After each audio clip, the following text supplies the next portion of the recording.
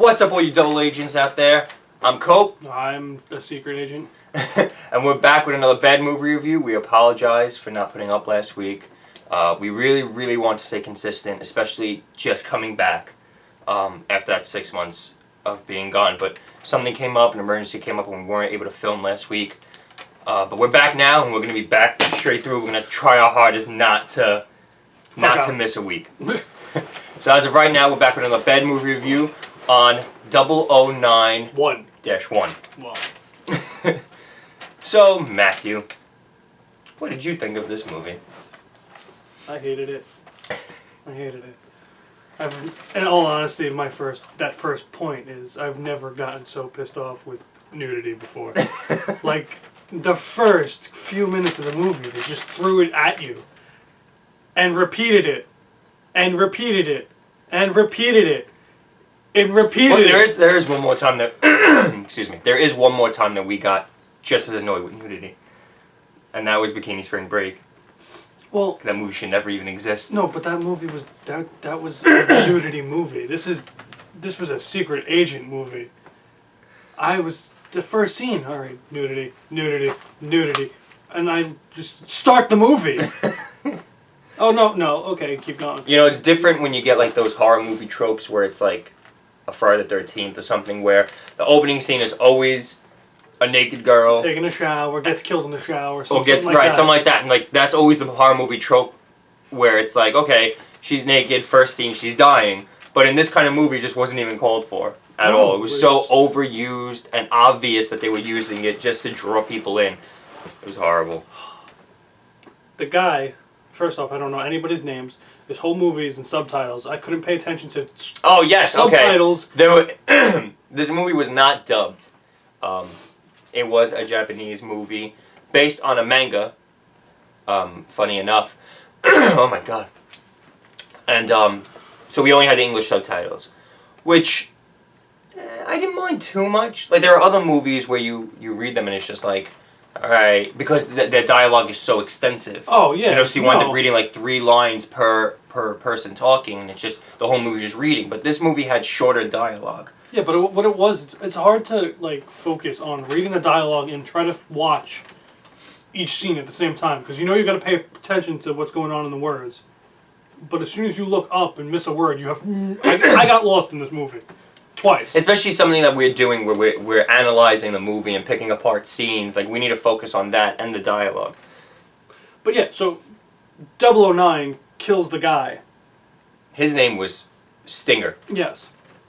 Because he had a tattoo of a B on his forearm. And he dies. Oh no, Stinger shot somebody. Because his steak wasn't rare enough. He shoots somebody, and the blood goes onto his plate.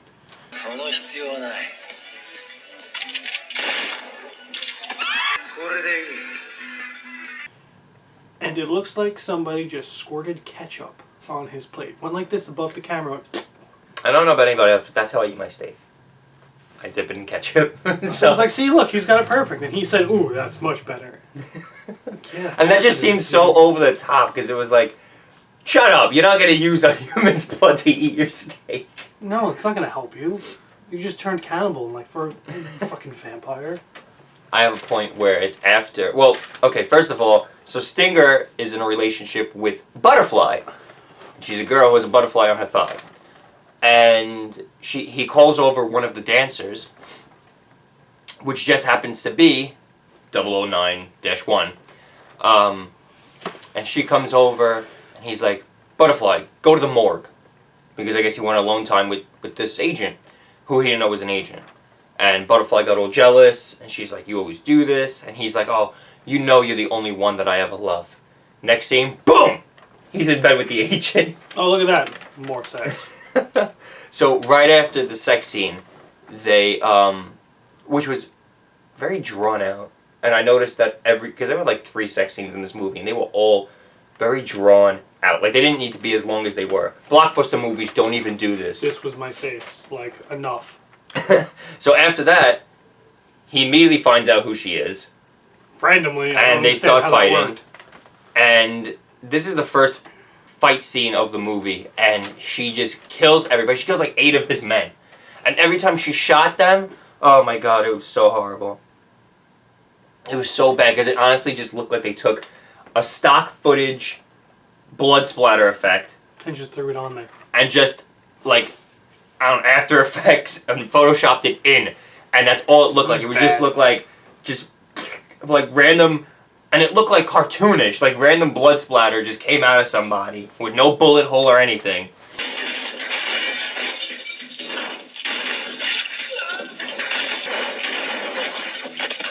And then in that same fight, the towel. Ah, yes. The towel. She's wearing a towel because they just finished having sex. And now she's fighting all these people while wearing a towel. So what does she do?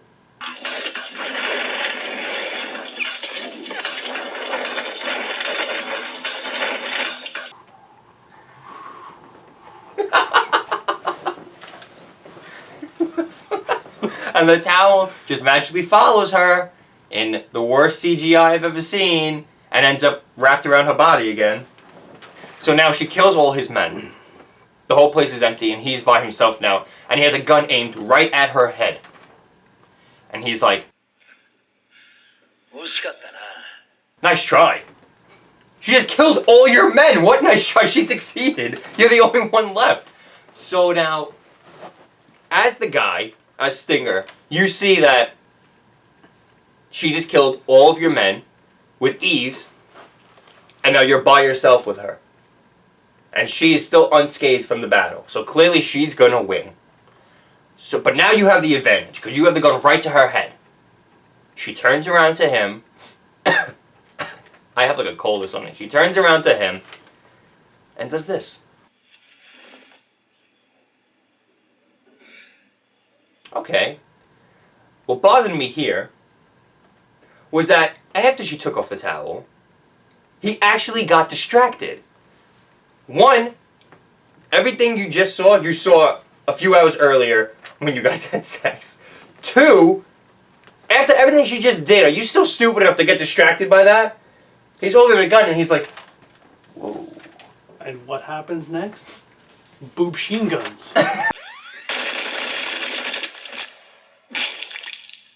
With the boob sheen guns. And then They call them bust guns. they're boob sheen guns. That's our name for them. Boob sheen guns. And then a few minutes later, she's in her new outfit. And her top has zippers Yes. for her boob sheen guns. That you find out that those zippers are useless. She doesn't even use them. No, she goes and uses her boob sheen guns later on and goes zip, zip. She actually opens up her entire vest instead of using the zippers that are on there. A lot of my points in this movie were more, like the filmmaking aspect, the director's aspect. I think you have more actual plot points. Yes. Because what I have here is that the use of triple shots Oh my god. was, oh my god, so overused. I mean, they would show the exact same thing 3 times. 4 times. Sometimes from different angles. Sometimes just repeating the same angle.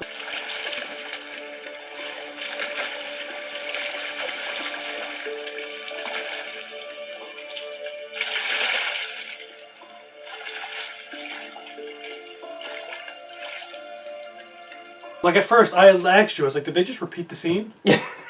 Like, sometimes it was from different angles, which made it a little more, you know, variety. But sometimes it legit just showed the exact same angle again.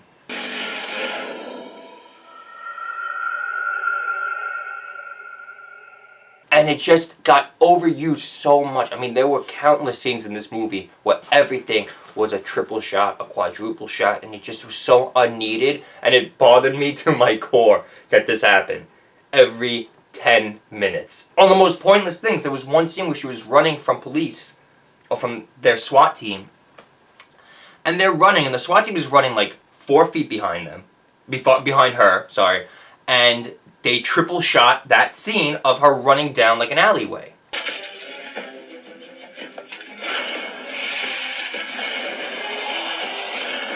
In slow motion. Why?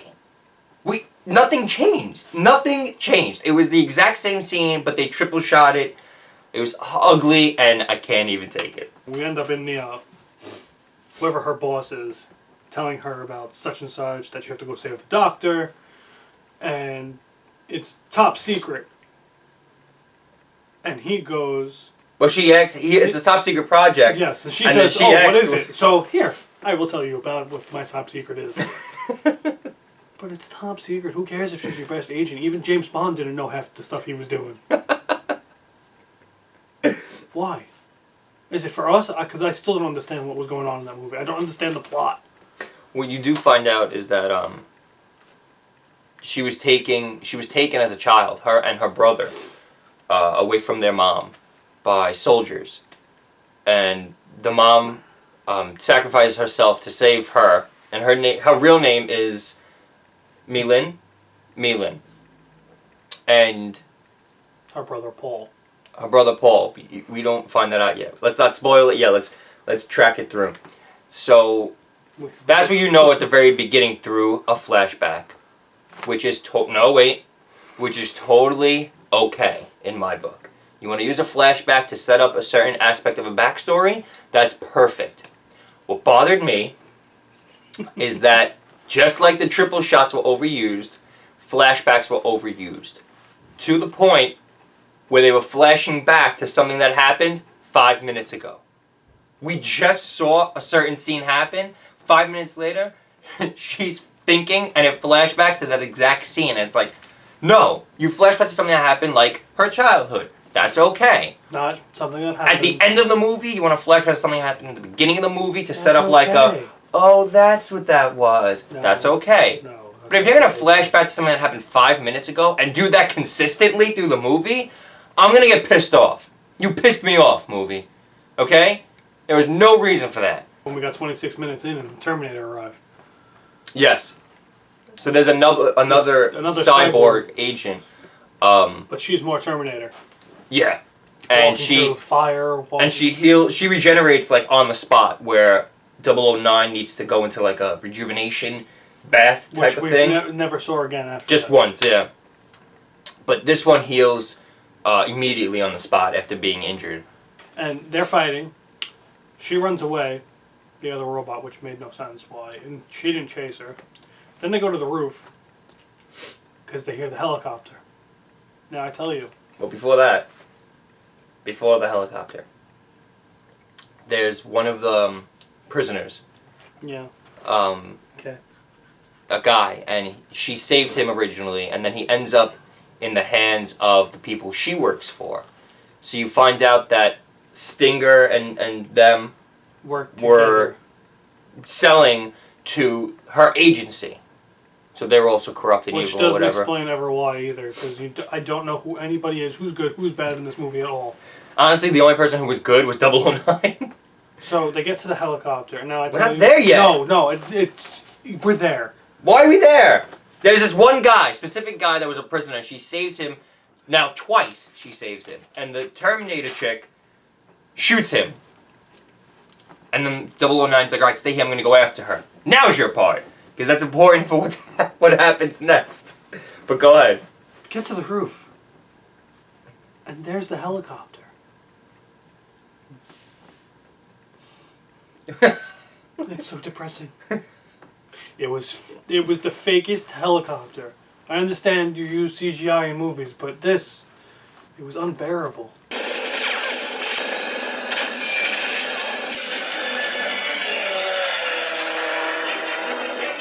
It was like a cartoon. I think they were better off using a realistic cardboard cutout of a helicopter and just hanging it in the air. Or just go to a helicopter yard and just film the helicopter real quick so you have actual footage of a helicopter. Like, it was so... Ugh. So, what a recurring theme in this movie is, you know, she saves people and she helps... She used to be very cold, hard, and just did her job, but through this movie she progresses to see more of sympathy. You know, she experiences empathy, but as she's going through this, feeling more human emotions, people are still just labeling her a monster. You know, you're a monster. That word got annoying, too. Yeah, everyone called her a monster. Another reoccurring, you know, aspect that just bothered the shit out of us by the end of this movie because it was so overused. Monster. They didn't use it in a way where it was tasteful or it was impactful or it was like, okay, that makes sense. They used it to the point where they were driving that point home where apparently they thought their audience was a bunch of morons who couldn't figure it out for themselves of what kind of turmoil she was going through on the inside. Like, the biggest part with the monster thing that bothered me was when she saved the little girl's life and the mother goes, monster. Yeah. What? She just saved your daughter, but you're still calling her a monster. How about I turn around and cut your daughter's fucking head off now? You want to see a monster? So, that happens a lot in this movie, that everyone's just like, monster, monster, monster, even though she's now saving people or sparing people.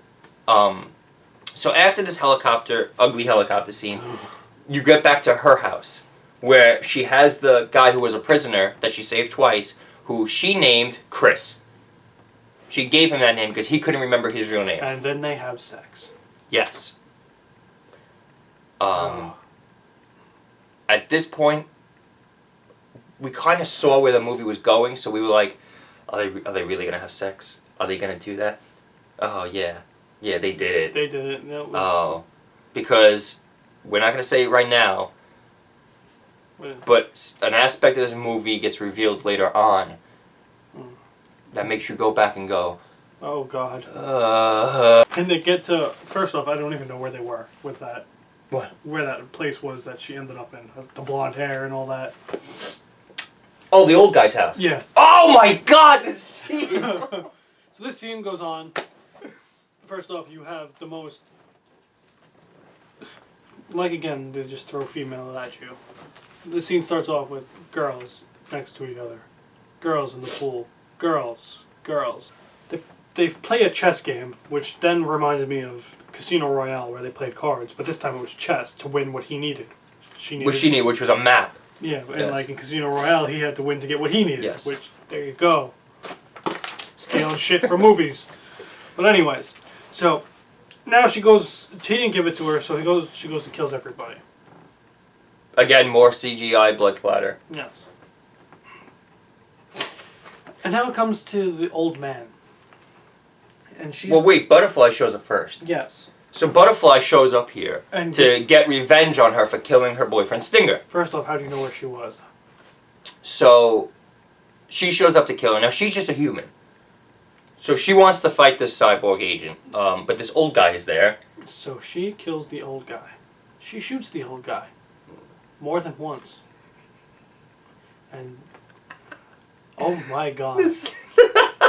If this wasn't the most terrible death scene I've ever seen. I mean, if they were really going for a joke there, it failed. Oh my God, it was so bad. Here it is.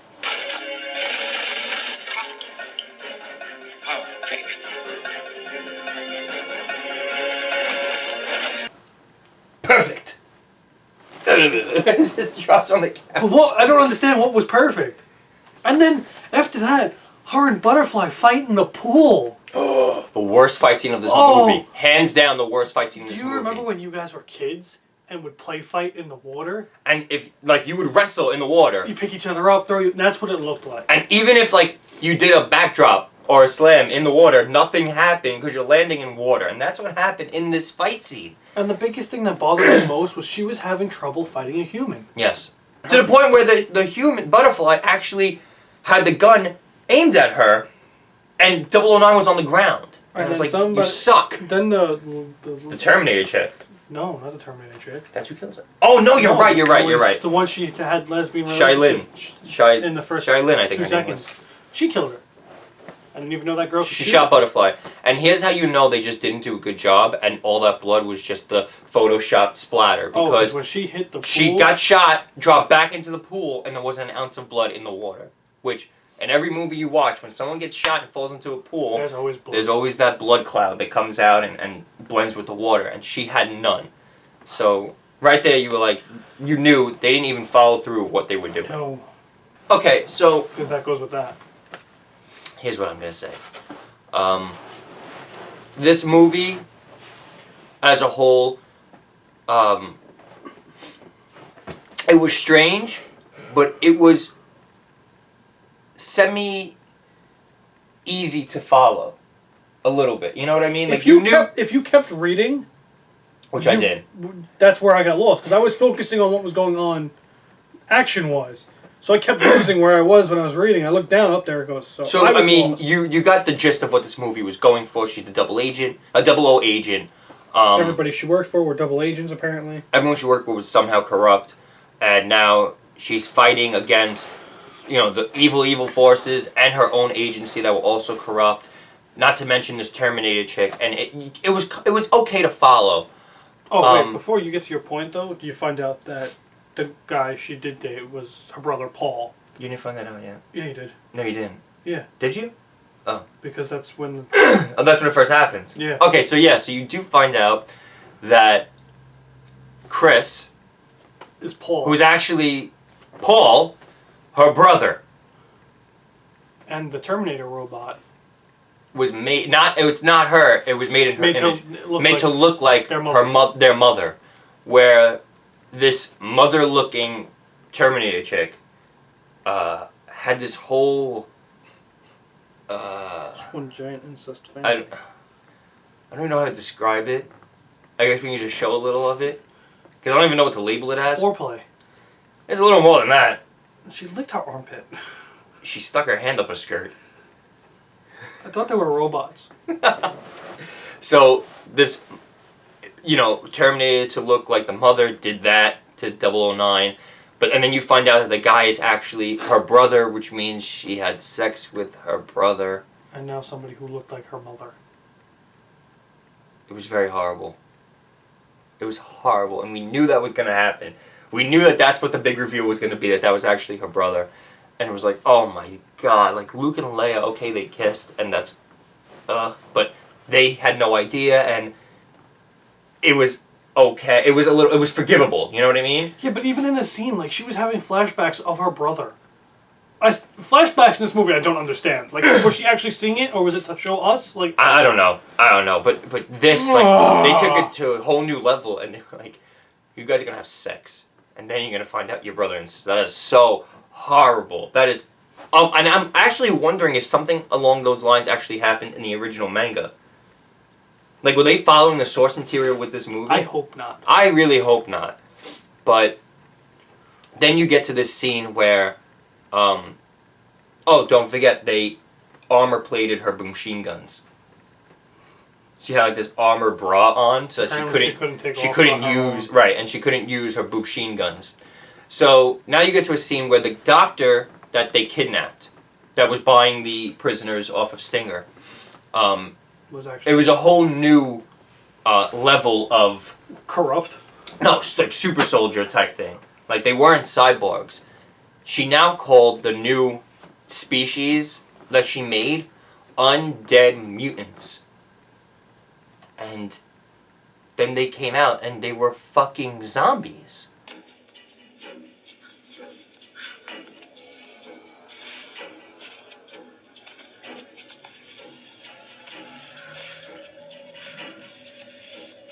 Zombies? In this movie? A movie about a cyborg agent? Is now fighting zombies. Now has zombies? And I couldn't even imagine that got thrown in. Like, what the fuck? And again, are they following the source material? Is this what the manga actually had in it? Do some research. And then you find out that Shailin, her friend, was one of those zombies too, which means that they killed her.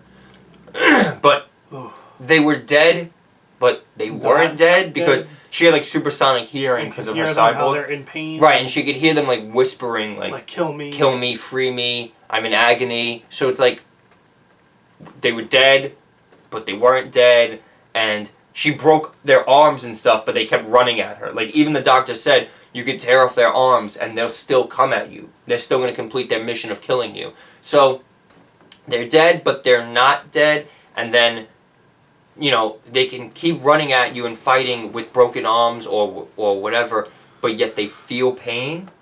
So it was all over the place, and it was the idea of these undead mutants was contradicting from the very beginning. Every aspect of them was just contradicting, and I just couldn't even believe they put zombies in this movie. They just threw them in.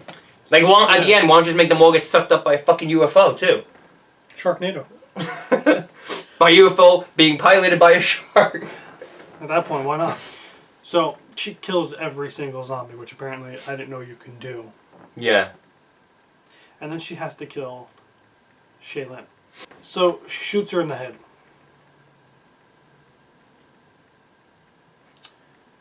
Oh, yes, I remember what you're talking about. She shoots her in the head. First off, you don't even see her get shot in the head. It looks like they shoot her up here. And then it looks like they dumped a gallon of fruit juice on her head. Because the blood came from here. Yeah, I mean, if you're going to get shot here, it just dumped on her down this way.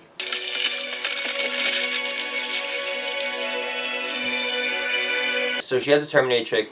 She kicks her. She drop kicks her into a helicopter. I still don't understand how that even worked. No. Because you saw her jump back like 2 feet, and then all of a sudden... And all of a sudden she flew back into the helicopter and destroyed it.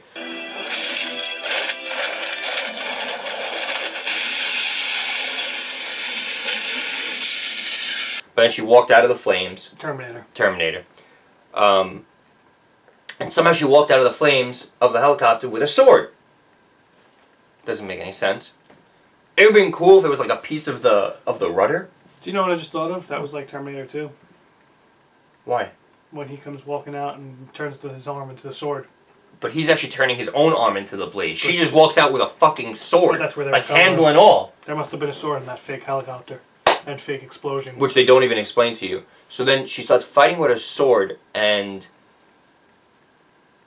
she ends up getting the Terminator chick to stab her brother. I still don't understand how. And now, like I can understand what they were going for here, where it was more like a family reunion type thing, because the Terminator chick who was made in the image of her mother is standing here.